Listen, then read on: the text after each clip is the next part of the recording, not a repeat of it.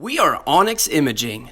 We are the highest rated and most reviewed printer service center in Oklahoma. Hey, it's Jordan over at Onyx, and today we're going to show you how to clear a paper jam on an HP Officejet Pro 8600.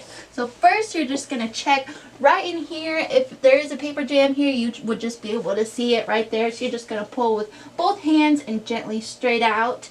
If it's not there, then your other option is to turn it around.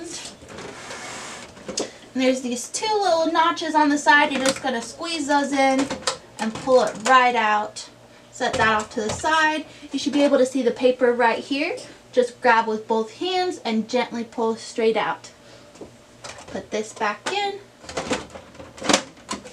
And you should be good to go.